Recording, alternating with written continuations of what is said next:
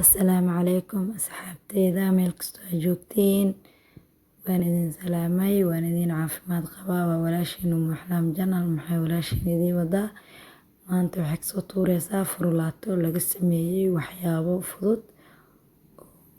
meel kastoo laga helaayo waxaan ka sameeyey babaay beetraaf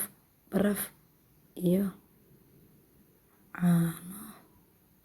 babaay beetraaf iyo baraf iyo caano iyo sokorta isticmaalo waa sokor mareerey asxaabteyda dhammaantiin iyo caano booro budo ah waa kana inta waxaa igu jiro sokor caano booro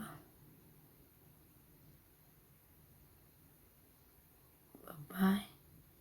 beetraaf iyo koobkii aan soo diyaarsaday asxaabteyda dhammaantiin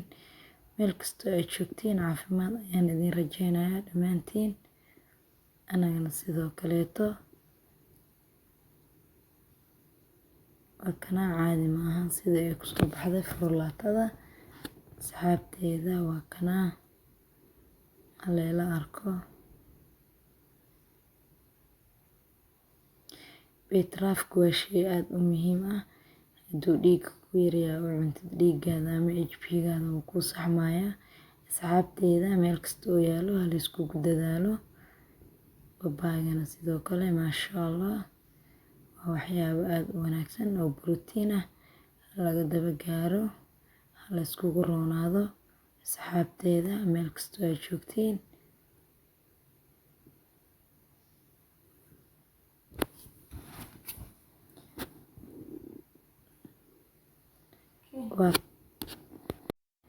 waa kaas asxaabteydii waxaan kasoo tuurnay ujeediin aad ay u qurux badan yihiin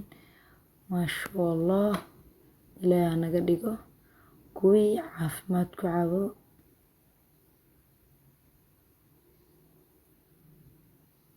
caadi maaha wallaahi aad ayuu u qurux badan yahay aniga wuu i qanciyey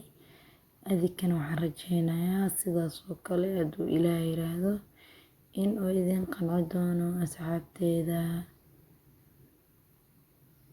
wax waliba inaan idila wadaago ayaan aad u jeclahay.